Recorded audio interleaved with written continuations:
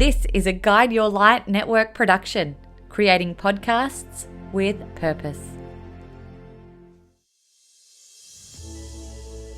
Hello, I'm Maritza Barone. Welcome to the Things You Can't Unhear podcast. Has there ever been a moment in your life where you heard, read, or were told something that you simply could not unhear? Something that made you stop in your tracks and helped you to see the world differently in some way, a better way. On this podcast, we create those life-changing moments for you through interviews with some of the world's most profound people around the globe. We explore groundbreaking ideas in health and well-being. What we're really doing is getting to the root cause of your symptom.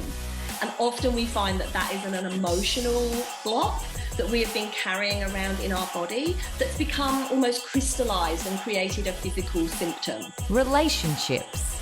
And for women as well, when I talk about respect, it's called respecting yourself, which is don't overgive. Women will tend to put themselves one down, and then wake up at 40 and go, wait a second, I am woman, I deserve respect. Personal and professional transformation. This is true of any skill. You only develop it by doing it. And so, if you don't get out there and just start doing it and being a bit rough around the edges at the beginning, you can't work on your craft. And so it can't turn into something. Spirituality. Because I think when we know who we really are, we think we're our name and our body and our form and our hair and our clothes and our skin and but when we know who we really are as infinite beings, we're free. And so much more. So settle in. This might just be a big day for you where you hear something that changes your life in the most transformative way. Welcome back to the Things You Can't Unhear podcast. I want to express my thanks before we dive into this episode to you, my listeners, who've been on this journey with me for almost 4 years, having these incredible conversations and coming to me with beautiful messages.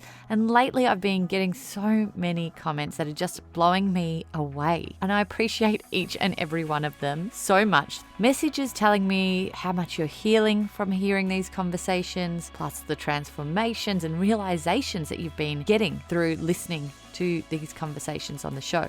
Like literally things you can't unhear. And it's making me realize and reflect on just how important this show is and other shows like this can be. All the feels here. So thank you so much. And please keep them coming. And if you can, also leave your comments on the Apple Podcasts app so the ratings go up and more people can find the show. I'd really love that from you and appreciate it. Today we have a special guest on the show. Her name is Kristina Mand Lakhiani. She's a speaker, an author, and the co-founder of Mindvalley, the School of Transformation, and one of my all-time favorite personal development platforms. I have loved being a Mindvalley student. I've digested their courses, their books, their podcasts for many, many years.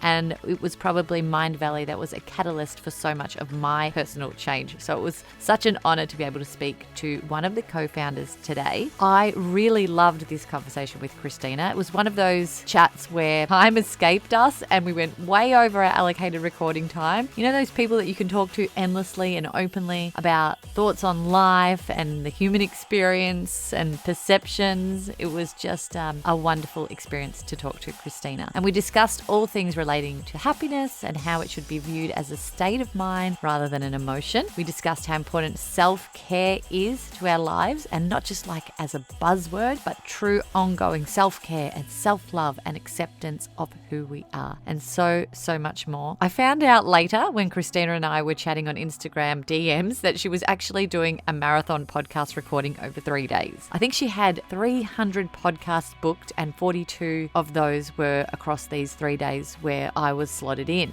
She's promoting her upcoming book release, Becoming Flawsome, and this is a way to get the word out there. But I was blown away at how present she was with me during this chat, considering how many other interviews she was scheduled to take. And I loved every second of chatting to Kristina, and I have no doubt you will enjoy it too. Welcome, Kristina Mand Lakhiani, to the Things You Can't Unhear podcast. Thank you, Maritza, for having me. It's a pleasure. Where are you joining me from today? I'm in Estonia. It's very far north, very far. Yes. So, how long have you been living in Estonia? I know you've moved around quite a bit, and has it been a recent move going back to live in Estonia? Yes. I am Estonian originally. I wasn't born in Estonia, but I'm Estonian, so I have my roots here. And I moved out of Estonia when I was 25 and I got married, and I moved to New York. And then I lived in several countries, but mostly in Asia, in Malaysia for 16 years. And then when COVID hit, it was just unbearable in Malaysia. So we moved back to Europe. There are less people, more nature, more fresh air. So yeah. Oh, we did the same thing. Don't worry. It's interesting. You learn a lot about yourselves in times like that, a lot about yourself in times like that. And, you know, you think you like crowds and a lot of bustling city sort of types of experiences. And then you learn that you do love your peace and quiet and your tranquility. And we did the exact same thing and moved to a much quieter place. What's it like there now, this time of year? We're recording this just before Christmas, so mid-December. What's it like in Estonia? Which explains my sweater. I just wanted to feel cozy. It's actually warm indoors, but I just wanted to feel cozy. It's covered in snow, and we just had craziest snowstorm probably of this coming winter.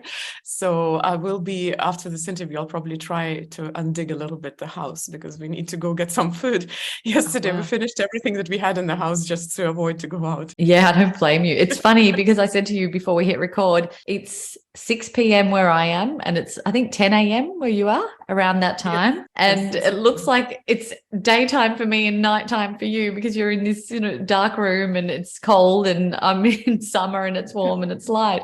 It's funny how, that we perceive things and how they're actually not real and different to what we think. It's something that people don't normally realize, but I live so far north that we do have barely any sunshine in winter, but then in summer, it's the opposite. It doesn't get dark at all. And I can record at 11 p.m. with the natural light coming in from the window, which is awesome. That's so interesting. How do you mentally adapt to those situations? Like, how does your mind deal with it being the same all day long? We do get a little bit of sun in winter, not too much, 6 hours, but it's still mostly dark. When I was born, I wasn't born in Estonia, but when I was a kid, I lived here since I was a baby.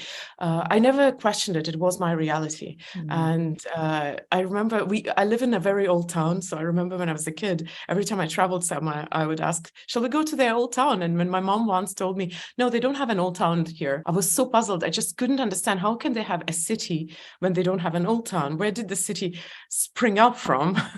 So that was so strange for me. So this idea about a lot of light or a lot of darkness, a lot of snow or short summers, it was just reality, and I never questioned. Of course, later I lived in Malaysia for 16 years, and there the nights, and it's almost equator, and the nights and days are equal there. So it's always 12 hours, and the sun sets at the same time the whole year.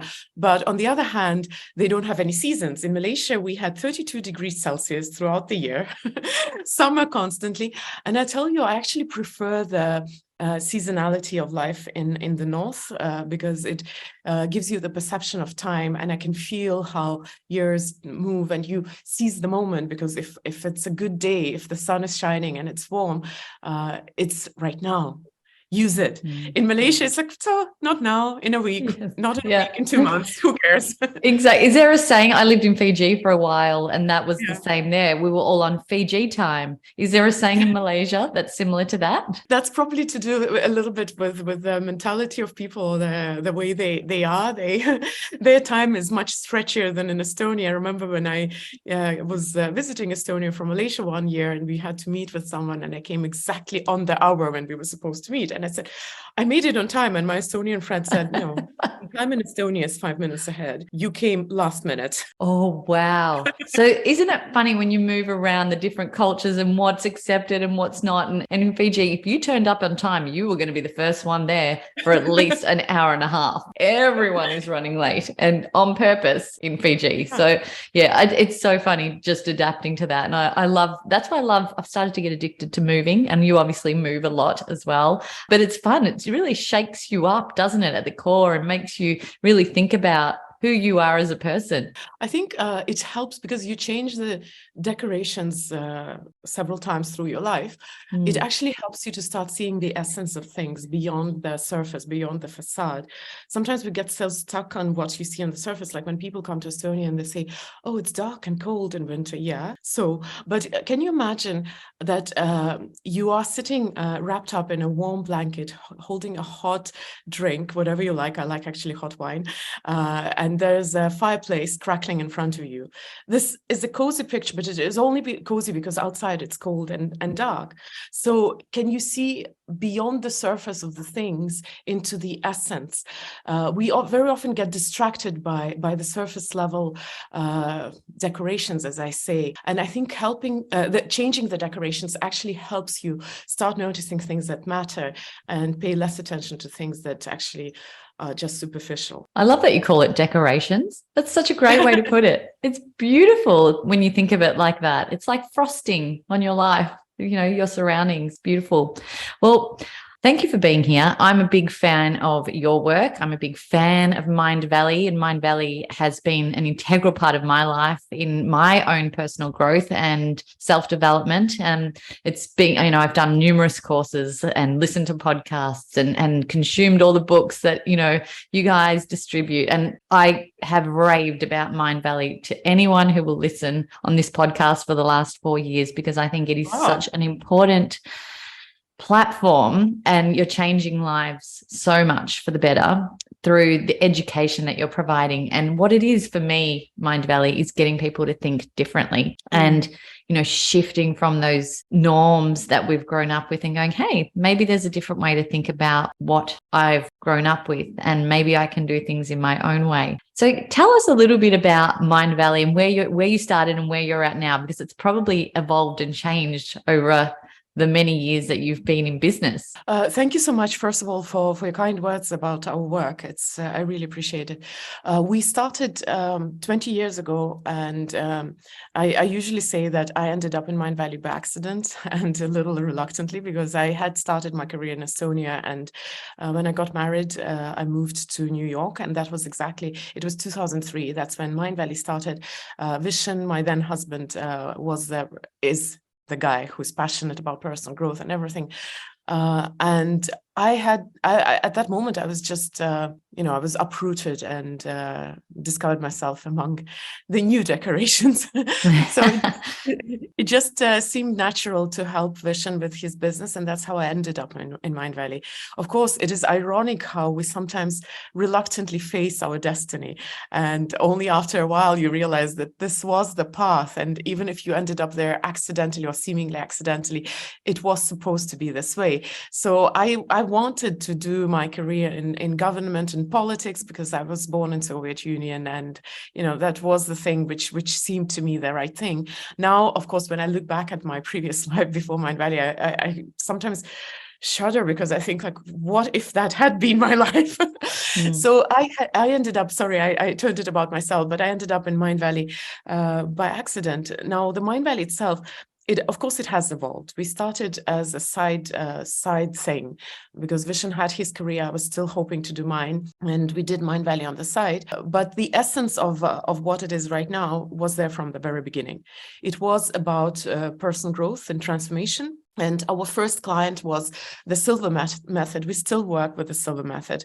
We still think it's one of the most profound schools of thought in our industry. Of course, it talks about a very narrow area, but it is a very profound teaching. And then over time, we were coming to terms with what we were, and of course, we had different partners over the 20 years, and sometimes we were going a little bit off this path. and trying to figure out what we were going to be.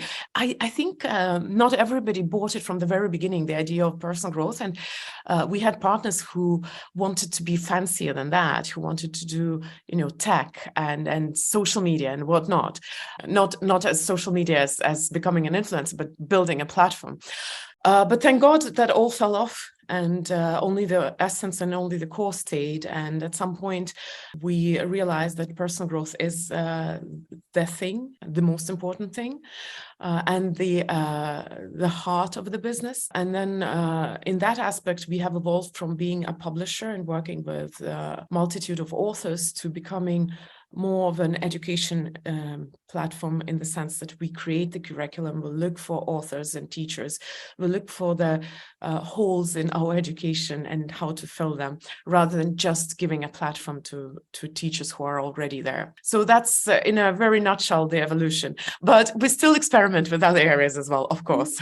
Absolutely. Well, over 17 to 20 years, I'm sure from your personal transformation journey, you have grown incredibly through the knowledge that you get from the teachers and the authors that come through Mindvalley yourself. And now you're one of those teachers, you're one of those authors, and you're talking to everyone who will listen about happiness. Now, happiness is, sometimes we don't really think about our happiness enough, I don't think we really get clear on what happiness means to us. And we just expect happiness to come to us, I think, in my opinion.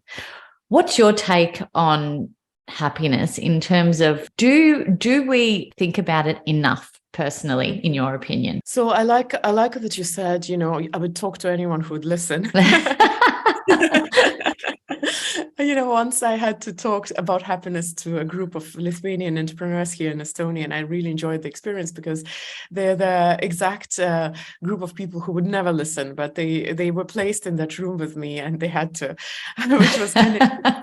No, it was really fun because I enjoy talking to people who are not converted yet into personal growth and transformation. Maybe because I relate to them. As I said, I ended up in that field reluctantly and by accident. And because I was brought up in Soviet Union, I get the mentality of, don't teach me how to live. That's supposed to be self-evident. The skeptical people, they think that the only kind of teaching that has the right to be is the academic kind of teaching. Well, research at maximum. But anything that has to do with non-academics, although that's also not very true to say about life, that it's non-academics. I mean, there's academics about nutrition and fitness and psychology and whatnot. But let's say anything that has to do with how to live, don't teach me. So I love to talk to people like that. Now, when it comes to happiness, you're absolutely right. We, contemporary society, we don't place enough value on that. And there are a lot of symptoms of not placing enough value. So superficially, we don't place enough value. But inside, everybody wants to be happy. And I haven't checked the research, but so that's not a substantiated fact. But I do believe that everybody wants to be happy. At least when you think of the person that you love the most, what would you want the most for them? Usually, it is, I want my loved ones to be happy, no matter how, no matter what, just to be happy. We wish happiness to each other. Happy birthday, happy anniversary. We want our kids to grow up happy. We want our parents to be happy, our siblings to be happy, because happiness is important. But then if you listen to talks on happiness, say even TED Talks, then what you will hear, or the movies, what you will hear is the idea that don't chase happiness, because if you chase happiness, you're not going to get it, which is kind of funny because that's not how personal growth works. If you want a happy relationship, you have to work on it. If you want to have a healthy body, you have to work on it. If you want to have a lot of money, you have to work on your money mindset. If you want to be happy, don't work on it. I think this is kind of funny, but I think that comes from misunderstanding because, of course, if you talk about, or if you listen to talks about how you can't chase happiness because then you won't have it, then usually you understand that those people talk about an emotion. And usually by happiness, they mean a whole collection of emotions such as euphoria, joy, pleasure, enjoyment. Happiness is just an umbrella term that they use. Of course, emotions by nature are transient, and if you chase an emotion, it's kind of stupid, because the moment you catch it, it goes and it changes into another emotion. Emotion is like, it's like, I don't know, it's like water. You can't hold the same water for a long time. It just sips through your fingers. So of course, if you equate happiness to emotion, don't chase it. But then why don't we as society talk about happiness as something a little more stable? For example, in medicine, we understand the condition as, we understand such condition as depression. It is a stable condition. Yet the opposite of depression, or the opposite of depression is probably having a healthy mental state, but we don't have the proper term for this state, which is productive, which is making you feel content, at peace, where you are in the moment. I think the closest that we got to naming it is probably the state of flow. I was about to say that. Yeah, flow is what resonates with me. But it has a very professional connotation, because we usually talk about the state of flow in the context of productivity, not so much in the context of being content with your life or enjoying the snowfall. For what it is. So that's just unfair. And I think that there are symptoms of us feeling that need unmet, us as a society, because I do a lot of interviews because of the launch of my book. I have to work harder, but a lot of the times in interviews I get the question, how do you define success? And I know it comes with a little bit of a, undercurrent, with a hope that I will say that, success only matters if you feel content with that, or if you feel happy. But that's not true. I like to call things by their names. That's why we stretch the meaning of success in the contemporary day so thin that we forget what success really is. We want to put happiness under it, because there is no place for happiness in our contemporary discourse. So at least let's squeeze it into the definition of success, and you're only successful if you're actually also happy. But then success is a very clearly defined term and phenomenon which we've as society known forever. Success is achieving something in a certain area, whether it's financial success or professional success, and happiness is feeling content with what you have. So if you squeeze happiness under success as a terminology loses meaning, but also happiness doesn't get the due attention that it deserves.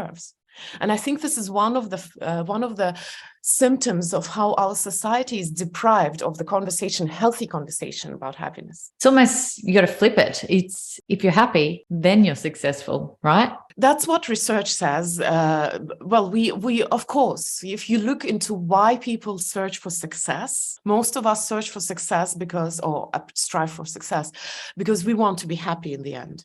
Of course, you can qualify it in a slightly different way. You might say, I want to be successful because I want to be liked. I want to be loved. I want to be needed. I want to be popular. Why do you want that? Because I want to feel good. And feel good is exactly that feeling of happiness, feeling good, feeling content, feeling that I'm worthy of love and respect. So a lot of people go for success because they want to be happy. Yeah. Think of how we talk about that. Get a good job, earn a lot of money, and you'll be fine. It's implied that you'll be happy. But research shows that success doesn't bring happiness. You don't need research for that. How many successful people have killed themselves? That's true. Do you think happiness is temporary? Do you think we go through flows of happiness, or do you think we can find ongoing happiness throughout our lives? Because like you just said it, people, they think they want the car, they think they want that job, they think they want that promotion, they think they want that relationship, and then they get all of these things and they're still not happy. Or there's moments of happiness within those periods of times of their lives, and then there's moments of sadness and things fall in and out of happy states. But that's like the human experience that we've grown up to believe. Do you think that we can live in a constant state of happiness if we become more aware? I think there is no problem with the concept of happiness per se. The problem is in us misunderstanding what it is. We equate happiness to an emotion, and that's the biggest problem. Of course, any emotion, whether it's grief, intense, painful emotion, or it's intensely pleasurable emotion, all emotions change. That's just the nature of emotions. I don't think we'll succeed at achieving happiness if we keep talking about it as if it was an emotion, because emotion is not here to stay. That's why when I talk about happiness, I insist that we define it as a state, because state is much more stable. And there is, in the theory of hedonic adaptation, also actually pioneered by Mihai Csikszentmihalyi, the same guy who came with the theory of flow. I think he was very close to talking about happiness without giving it the name of happiness. There is the theory of hedonic adaptation, that we have a certain set point of contentment or happiness, well, because hedonism is happiness in essence, and that works like a thermostat. So I'm sitting in the basement of my house, and it's super cold outside, but inside here it's comfortable, even though I'm wearing a sweater more for coziness than warmth, because the thermostat here is set at a certain temperature, 21 or whatever. If I were to stay here too long and it got too hot, it would switch off the heating so that it cools down. If I were to open the window to let the cold air in, it would turn on the heating to make it stable. So it's the same mechanism with your hedonic set point. So no matter what happens in your life, there is a set point towards you're very likely going to return. So that's why you have people who have everything fine in their life, yet they're constantly grumpy, and no matter what they achieve, they're never satisfied. And then you have people in your life who have so much happen to them, and somehow they're positive. Their outlook about life is positive. They're optimistic. It's because the set point of happiness for those two different people is at different levels. And your experience of life and your contentment with life depends on the set point of happiness much more than on the events which happen to you. I think in psychology, the closest we come to discussing that kind of predisposition is when we talk about, and I'm using loose terms right now, optimists versus pessimists. Of course, it's called a little different in psychology. People who are optimistic, they feel good about their future. They're positive about what's future is going to bring. And I'm simplifying. And people who are pessimistic, they actually are more living in the past. They feel that the future has nothing good in store for them. And these are all terms and concepts and ideas and phenomena which are very close to what I talk about when I talk about happiness as a state. And when we redefine happiness to be a state, then we can start talking about that productively and constructively. And by no means do I want to say that happiness is absence of pain, because if we equate happiness to absence of pain or perfection, it is unattainable. We have one wonderful author who also talks about happiness, Sri Kumar Rao. He says, loose quote, he says, "You're not happy because everything is perfect. Everything is perfect because you're happy." So what's the flow of events here? If you can be content with what you have, with where you are, then you see the world differently. You experience the world differently. Then even the painful events find a different meaning for you. And rather than suffering, Viktor Frankl is the one who said that suffering ceases to be suffering once it finds meaning. You don't need to suffer. You don't need to be in the dead end. You don't need to be depressed and pessimistic. You can have a better outlook in life, even if life throws horrible things at you and painful experiences. It's about finding that definition of happiness where there is space for joy and emotions and juicy, strong emotions, but there's also space for everything that real life really has in store for you, including loss, including pain. There's so much gold in what you just said then. So many golden nuggets that I really think we can pull out of that and take on. Taking a quick minute to interrupt this conversation to let you know about something exciting I am growing. As you might know, I'm incredibly passionate about helping people to find and share their voice, especially if their voice is one that aims to create positive change in others. And I've launched a podcast network with purpose. It's called the Guide Your Light Network, that features podcasts and voices that inspire, educate, and transform listeners. And we have a library of podcasts that are part of our network that truly embody that mission, and we're looking for more. If this has sparked interest in you and you are ready to start exploring speaking and using your voice in this way, I'd love for you to check it out.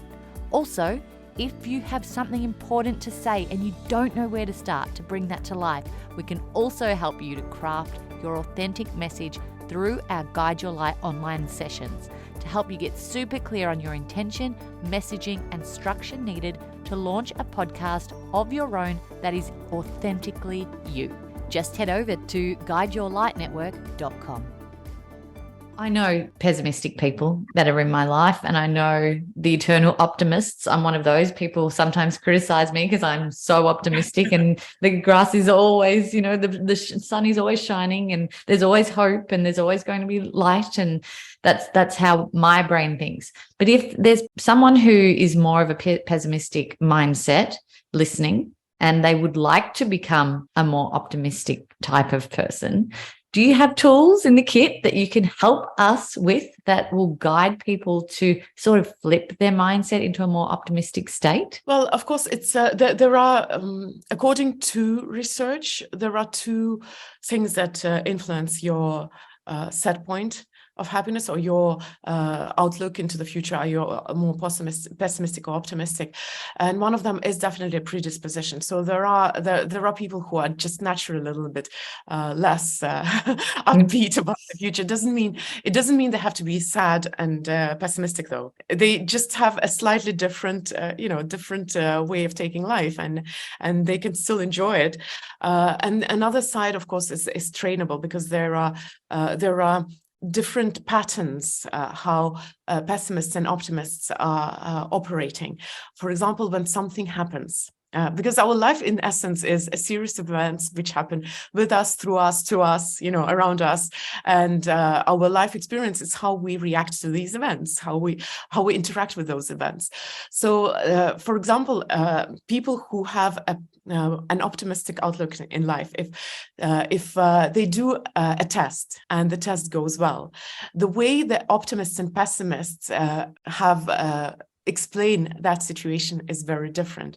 Optimists generally attribute success to their own worthiness and to the things that they have done well, and to that being a general state. And pessimists generally, write it off to a chance. They were lucky, and the events just happened like this. But this is not generally how things happen. It's just luck. And again, I'm simplifying this right now.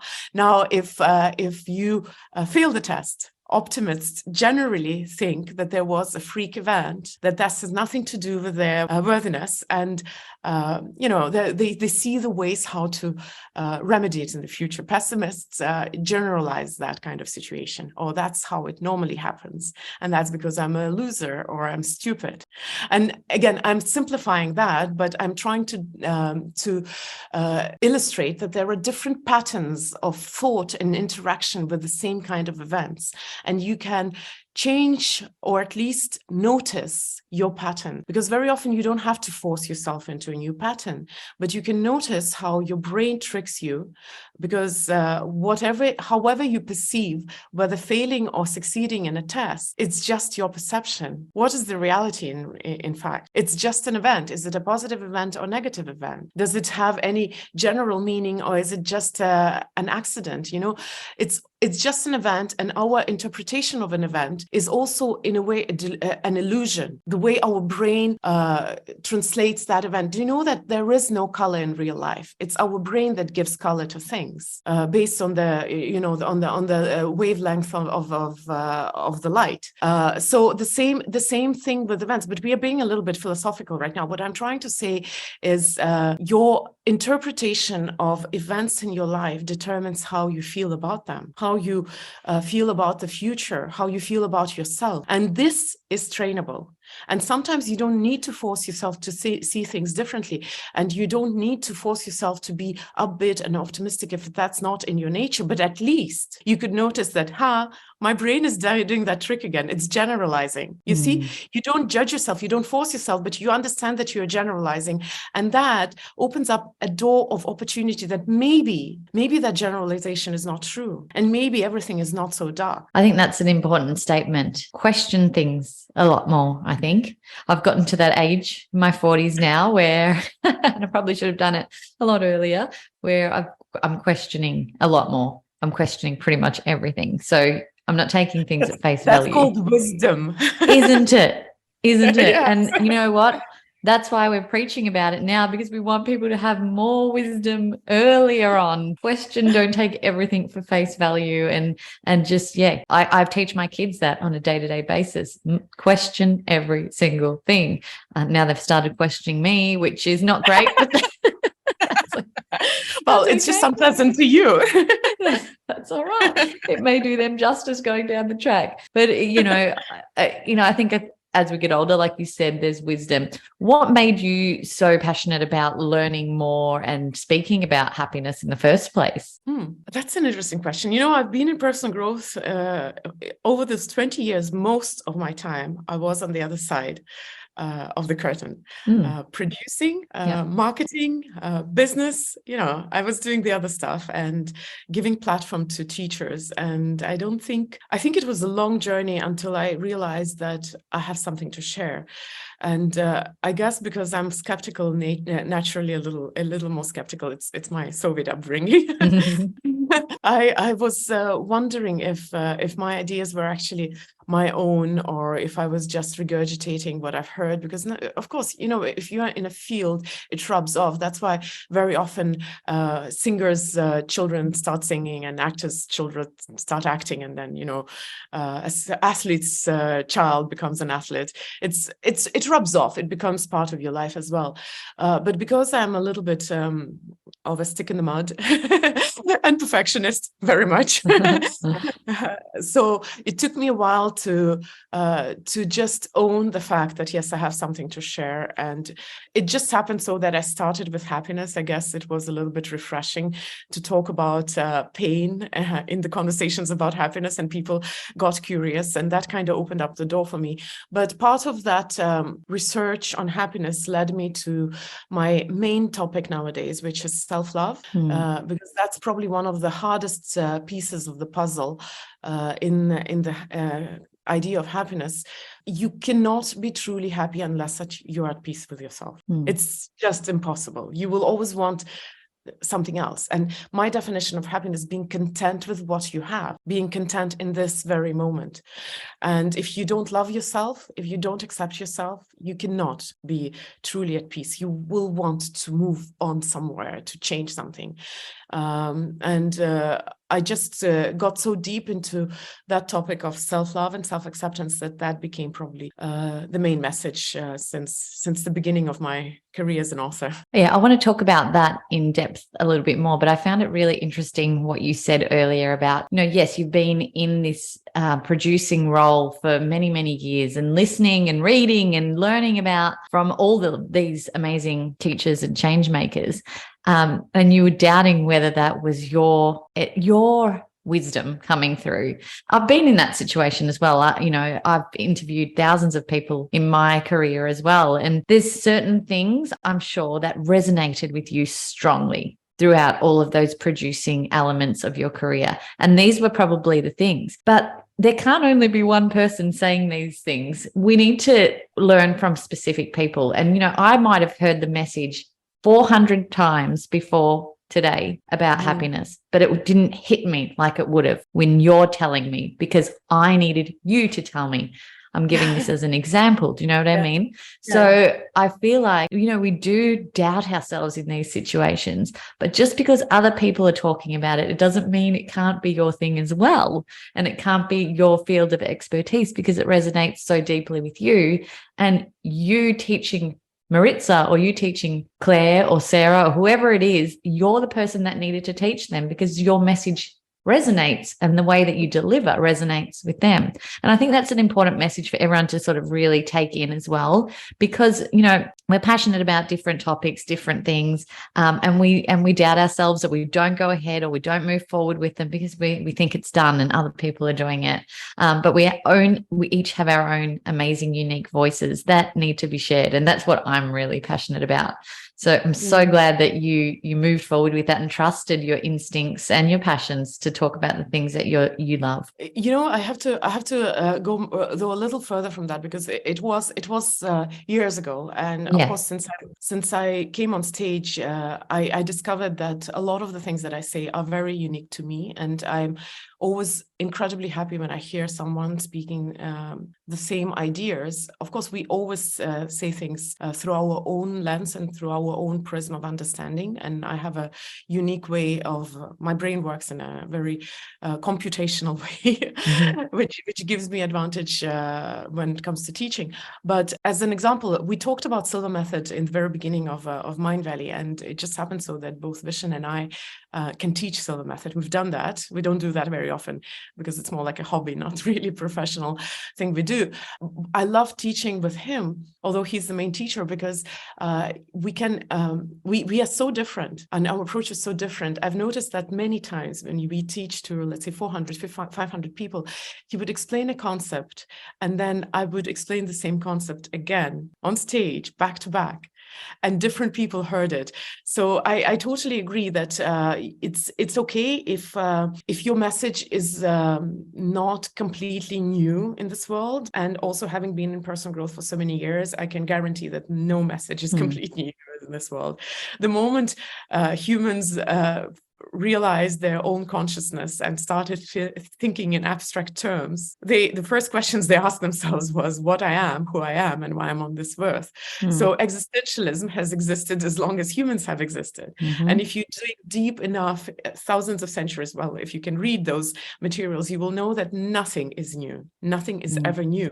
Of course, some of the ideas need to be adapted to contemporary age and to our contemporary realities. And some of the focuses need to be changed. And of course, humanity changes also the way we perceive life. 200 years ago, the value of life was very different than it is today. Even 50, 60, 70 years ago, when the World War II happened, the value of life, the value of human rights was very different because humanity also evolves. So that's why, of course, our teachings evolve. But with that said, I do believe in my unique voice. And you know what I wanted to say?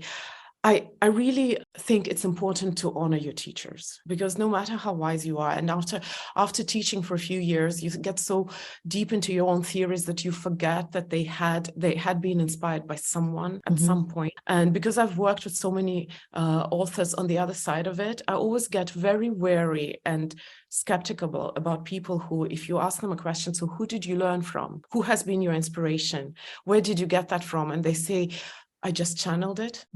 Seriously? Well, I believe in channeling, but come on, you must have had some teachers. And I've had interviewed people who refuse to acknowledge that I've learned from anyone whatsoever. And I've even heard people say, no, learn from me, come to me. I'm the only one who teaches, everybody else is. And that is a huge red flag for me. The wisest people have always learned from someone. I agree. Yeah, I absolutely agree. For people who don't know, I just want to see if you can explain what the Silva method is, because they're probably thinking, what is that? I need to go and look that up. You mentioned it twice now, so I'd love for you to explain it. Well, so Silva method was, how do I explain it? Anyway, it's the best training if you want to train ESP and intuition. Now, if you didn't get scared by that explanation. Yeah, no, don't worry. My listeners won't. If you listen to 3 episodes back, you'll be, they'll be loving it. Because ESP and intuition are just starting to be properly researched.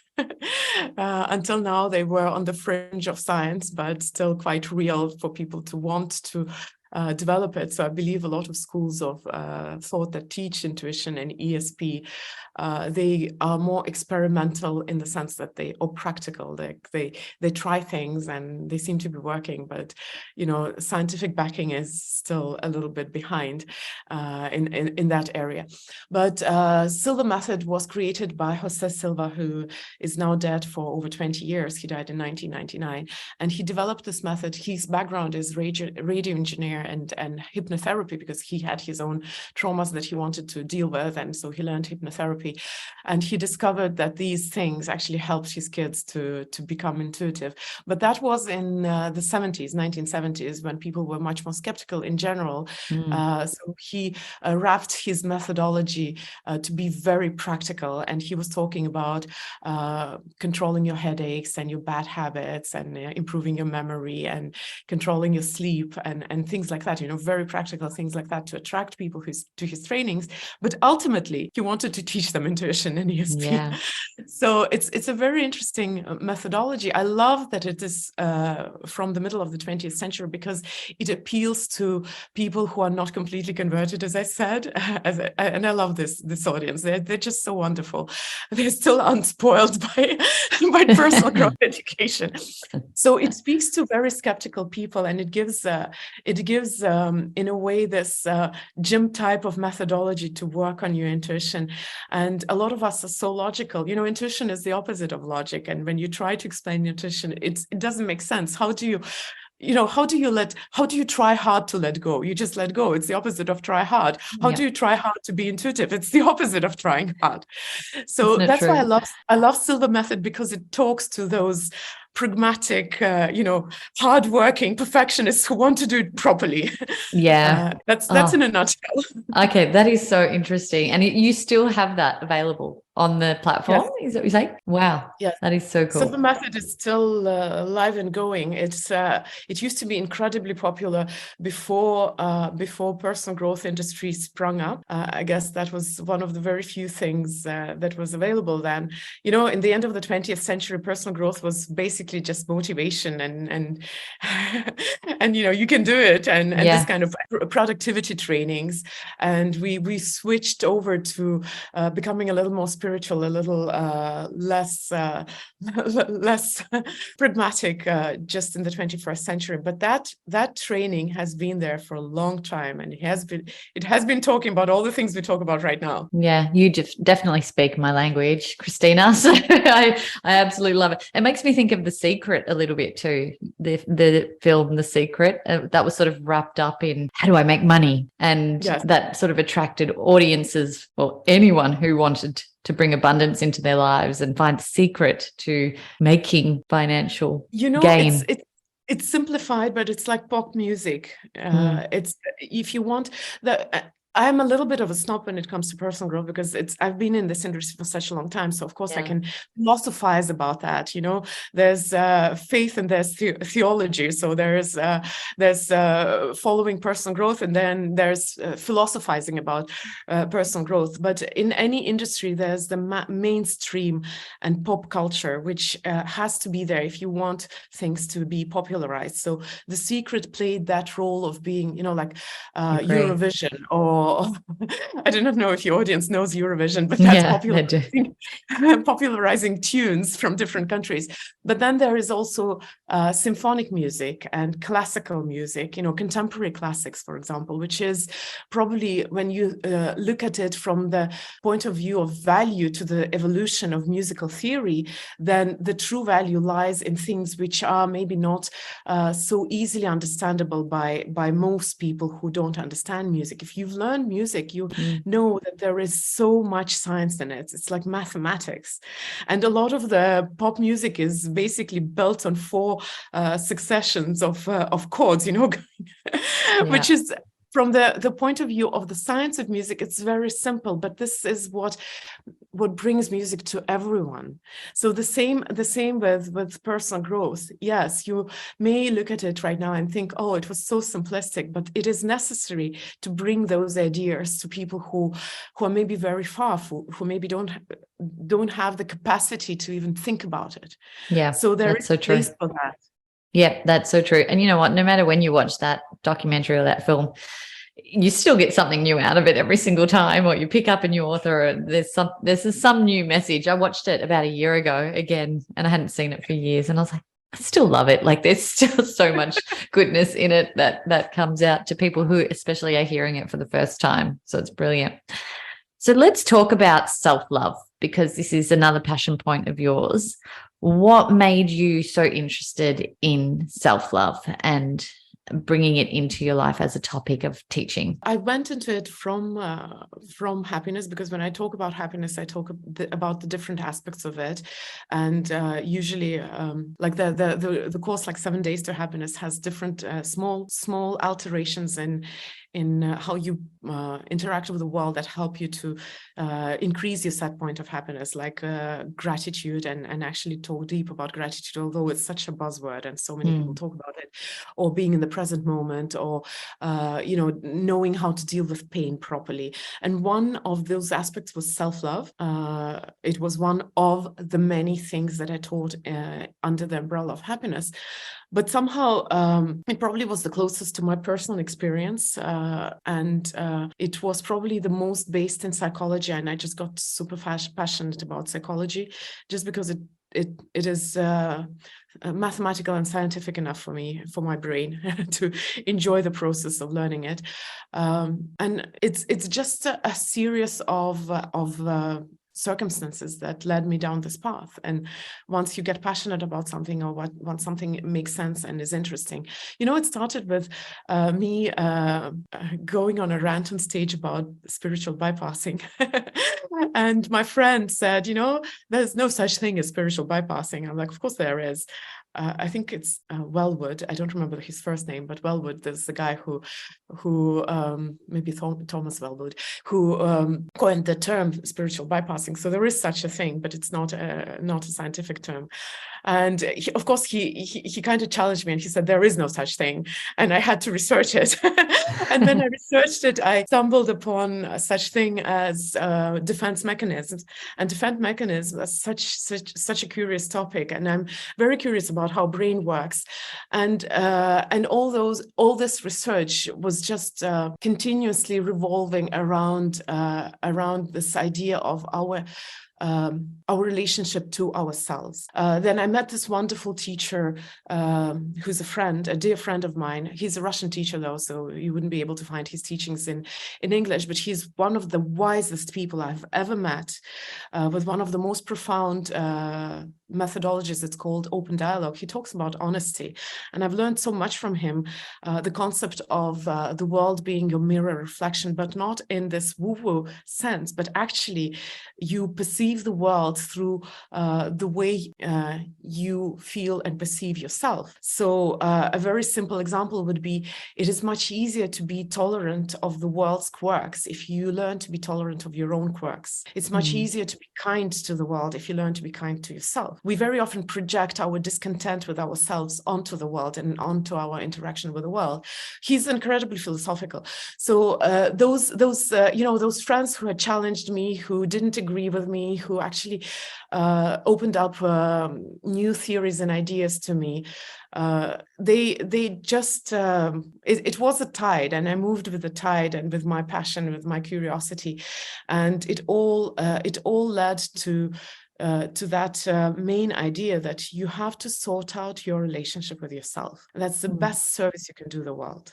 Really. Has there been a time in your life where you haven't given yourself enough self-love? Right now you touched upon a very, very good topic, self-love. What is self-love? You know that our contemporary society very often equates self-love to self-care. Doesn't go beyond that. For me, self-love is such a deep concept. I wouldn't want to just throw it around very easily. It is about a relationship. An analogy would be a child who's born to rich parents and has everything the child might need. A good house, good food, good clothing, good teachers, good schools, good everything, except the time of his parents or her parents. And that is the crucial element of the child growing to be a happy human being. It's not all the maintenance that the child gets.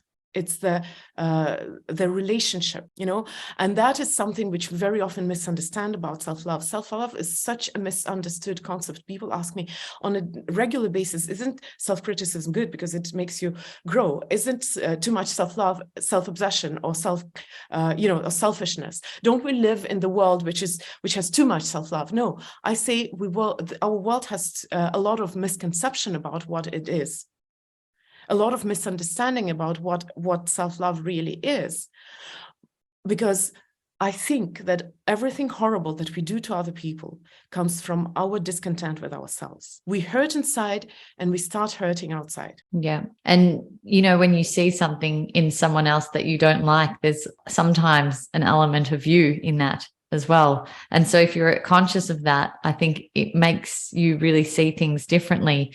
Or when you're judging someone for something, and you think about whether, am I judging them because sometimes I do that, or I have elements of that in my behavior and that's why I'm judging it and I don't like it. And, it's that consciousness around the way that we behave, isn't it? Yes, actually what you talked about right now is, I think it's called projection. And very often the sign of projection is righteousness.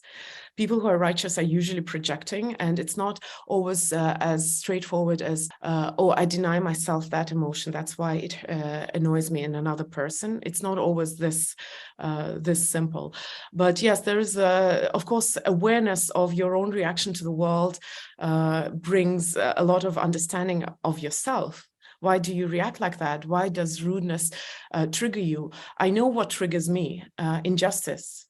It's and it's interesting. It's still a line of query that I'm trying to understand. Why is injustice so triggering to me? It is a slippery slope, though. It may lead to you judging yourself and being hard on yourself. And these are all human behaviors. Feeling good because somebody else is a little more silly than yourself is quite natural. And I don't want people to eradicate this kind of humanity. What I want people to, what I hope people could learn to be just honest about that. Oh, here I go again. Okay, I shouldn't. It's not a good thing. Yeah, but not judgment. Kindness. Yeah, that's so true. That's so true. You talk about being okay with our imperfections as a description of self-love. Sometimes that's a hard thing to do, isn't it? Is to be okay with the things that we don't like about ourselves, or we've learnt that we think we don't like about ourselves. How do we start that process of loving all the little intricacies that we've been told aren't that lovable sometimes, and being okay with it? Well, usually people don't tell us what's not lovable. We decide what's not lovable. It's interesting. It's just such an easy model of thinking that, the society wants me to be successful. The society wants me to be slim. The society wants me to be young. It's usually, yes, society can have their claims on you, but it's up to you to decide whether you're going to apply those claims on yourself. You're your first critic and the only critic, in fact, because I'm sure you have seen people who, despite what you might think about them objectively, are of such a good opinion about themselves that you have no choice but to just respect their view of what they think they are, or the other way around. So we do train the world how they're going to treat us. So I would encourage, first of all, to assume the responsibility that you are your first critic and you are the one who sets the limits on yourself. Of course, you might have learned those limits and those expectations from the outside world, and you have bought into them. Obviously, that's why you subscribe to them. But nobody will make you feel bad unless you make yourself feel bad. Because if I were to tell you that your green hair doesn't look good on you, you would laugh at me because your hair isn't green. And of course, it's a very primitive example, but that's literally how it works. If somebody tells something to you and it hurts, it's because you buy into that and you believe that to a certain degree. It's true. This is an example I want to give you, because when I'm raising two daughters at the moment, 13 and 10, and it's for children. I want to be able to teach them self-love from an early age, because I don't think they get that concept at this age. And we were just having a conversation earlier. One of their friends told me that she was called overweight, or someone called her fat, and I had this whole explanation for her. I said, exactly pretty much what you had just said then. Just because someone tells you something, it doesn't mean that it's true. Yeah. How would you respond to that statement from your child, or bullying, or, statements like that they've come to you are a problem? How would you respond to that with them to teach them as much self-love as possible? I would give you a funny answer and a serious answer. Funny answer would be that you can teach your children all you want. They will still grow up to be exactly like you. So it really depends on what example you set to them. But a more serious answer is that, I teach grown-ups and I can teach children, but as them separately. I am not a specialist in child-parent relationships, which has a completely different dynamics. And I have a friend, a dear friend who I love very much, and she's my highest authority in child-parent relationship. Her name is Shelley Levko, and she dedicated her whole life to child-parent therapy. So she would give you the proper answer to that because she understands how it works. What I try to follow with my children is I try to share how I feel and how I would deal with things and give them space to make their own choices and remind them that I love them, even if they make mistakes or even if I disagree with them, or even when they hurt me, because, we hurt each other. That's the most important thing, because I know that it is such a fragile feeling. And I've been angry with my children, and, sometimes in anger, we pretend to withdraw love. And I've seen the fear, actual fear, and realized how scary it is and how dangerous it is, because that's the start of turbulent relationship with yourself. When your parents, when the person who, at least until you are a child, who have to love you, because you haven't learned that yet. You haven't learned the healthy self-love yet. You only have the natural instinct of self-preservation, but not the actual healthy, unconditional self-love. And hopefully you have a parent who's supposed to love you unconditionally. And those parents, without meaning anything bad, start using love as currency and withdrawing it the moment the child is not perfect, not behaving, not doing what we expect. And of course, when the child grows up, we learn that to deserve love and respect, you have to be perfect. You have to do everything right. And mistakes are punishable by withdrawing self-love, or not self-love, sorry, by withdrawing love. We translate into self-love later. That's why we aspire for perfectionism. And, self-image is such a hard thing. So research says that 80% of women don't like what they see in the mirror. And that's the thing. We are simplifying the idea of self-love. We look at ourselves in the mirror and say, like, yeah, I have put on weight since I crossed over 40. And sometimes I still wear an M. I think it's a healthy size to wear, but I used to wear S and XS. And so by no means am I overweight, but I'm not what I used to be. And you know how hard it is to look at myself in the mirror, because I say, I love myself, but I would love myself more if I just lost this extra weight. That's such a natural thought, because that's how we've been taught. You have to be perfect to deserve your love and respect. And we keep using our own self-love as currency. And then I remember when I was looking at myself in the mirror and thinking that, I thought of my son who has Asperger's. He's not a neurotypical child, so, it's been funny, occasionally hard. And I thought to myself, would I ever think to myself that I love Hayden so much, but I would love him more if he didn't have Asperger's? I laughed till the tears in my eyes because it sounded ridiculous. No, I love him with it, for it, even if medically speaking, he's not considered a neurotypical child.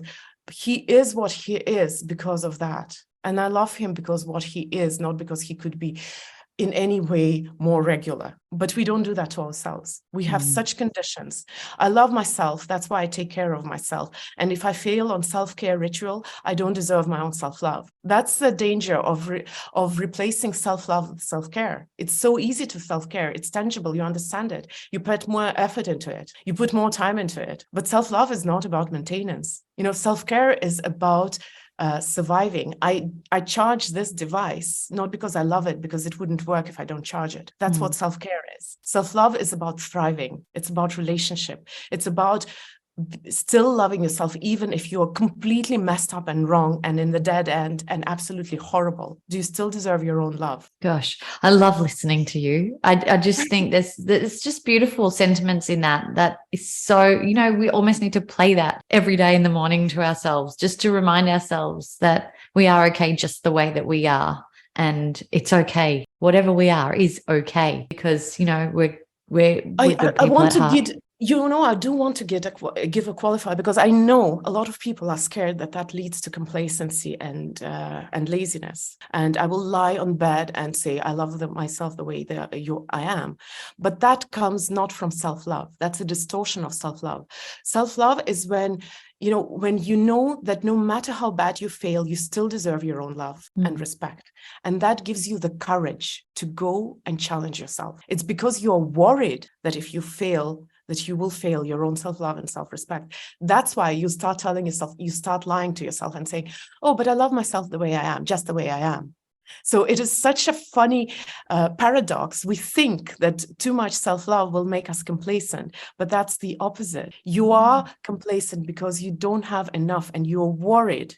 You're scared. Kindness gives you courage. It's like, I'll bring a very vivid example to just for people to understand what I'm trying to say. When a child is learning to walk, imagine if the child falls down and the parent says, oh my God, what, are you stupid? Look, everybody else in your age already walking. Get up, start walking again.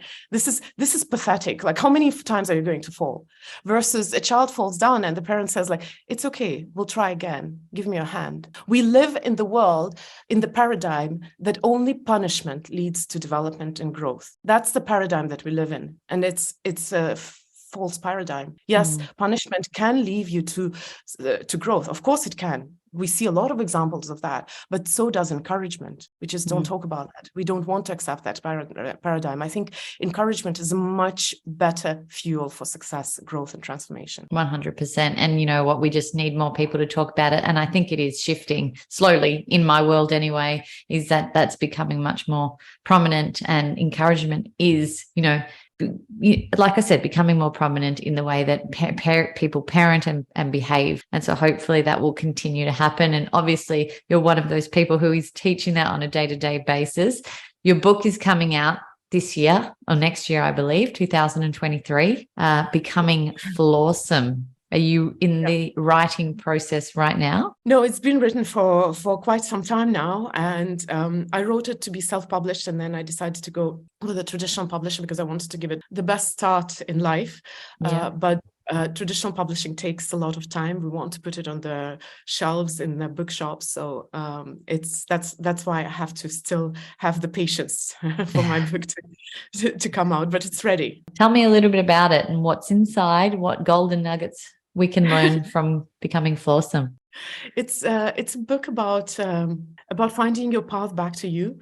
And I used my life as an inspiration and illustration occasionally. It's not a book about me or my own path, not at all.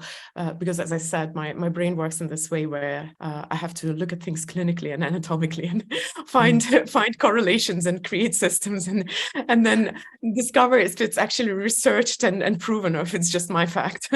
So it is a little bit of a balance between my quirky personality and the convention and what the industry insists that proper self-growth book has to be about. But it is about finding your path back to you. And I hope that every reader who picks it up is going to go on that journey, and I will be with them, their companion, on their journey back to what it means to be true you. Amazing. You are a fascinating mind, Kristina. Thank you so much for everything that you've shared with us here today. Could talk to you for hours, and there's obviously so many more topics that we could continue to chat about. And one day I'd love to have you back and we can continue the conversation. But over the 17 to 20 years of you learning from people, and this is based on the title of the podcast, Things You Can't Unhear, has there been something in the early days or even recently that was a standout comment or sentiment that you heard or someone said to you that you couldn't unhear and that really stopped you in your tracks and made you look at life with a different lens? Does something pop out to you? Yeah, definitely. A lot. Well, I'm sure there would be a lot. Yes.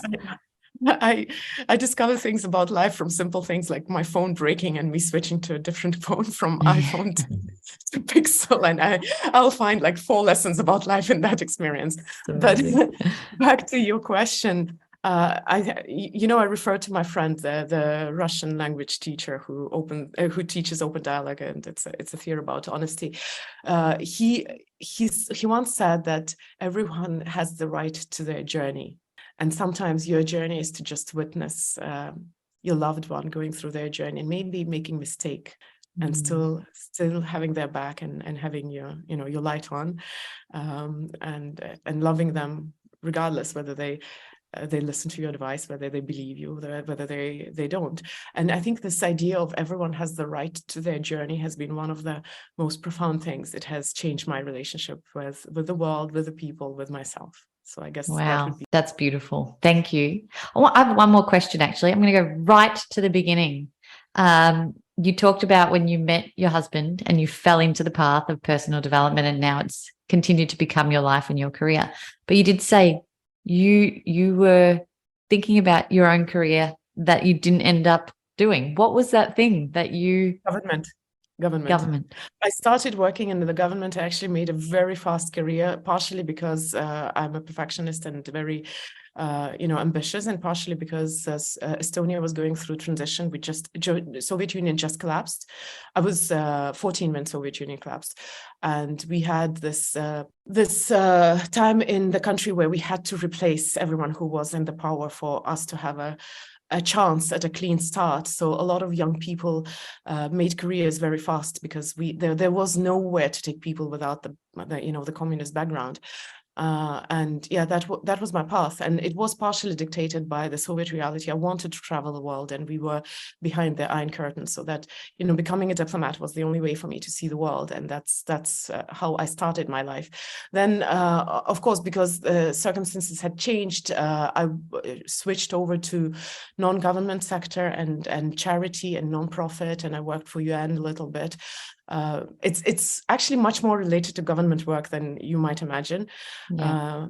And I even wanted to start a foundation, Mindvalley Foundation, but you see, Mindvalley is in the service of humanity, so I don't need to do charity to offset the damage that my business is doing, and I'm incredibly conscious. I still do a lot of philanthropy, and my biggest concern is, of course, political situation in Europe and. Yes. And environment. So I do a lot of efforts I learned to ride a bike at the age of 43, so that I don't leave too much trace in the air. So I am a little intense in that aspect, but it has moved from being a focus of my career to being more on the background. And I have to tell you, I do a lot of things. I also have a farm. I'm a hobby farmer. I'm starting a museum. I learn music. There's a lot of space for a lot of things in my life. It's just not everything is my career. Not everything earns me money. I love that. And I can see a guitar behind you. Is that yours? Sorry? I can see a guitar behind you. Is that yours? In the room behind you? Oh no, that's Hayden's. That's my son's. Amazing. He also plays saxophone. My daughter plays violin. If I was having this interview in the upper room, which is too busy throughout the day, and I need to have my room more to myself, you'd see a harp and a piano behind me. These are amazing. Music is so good for the soul. Thank you so much, Kristina. Fascinating conversation, a wealth of knowledge, and I can't wait to see what's next for you. There's obviously so many incredible elements to you that are still left to be uncovered. So thank you again, and good luck with the launch of your book. Thank you so much for having me, Maritza. And it was a pleasure to talk to you. See you maybe sometime, somewhere in the world. I hope so. Thank you. Yeah. Thanks for listening to the show. What did you think? And what did you feel? Let us know by leaving me a message on the Things You Can't Unhear Instagram community page. And if you can, give us some ratings love on your favorite listening platform.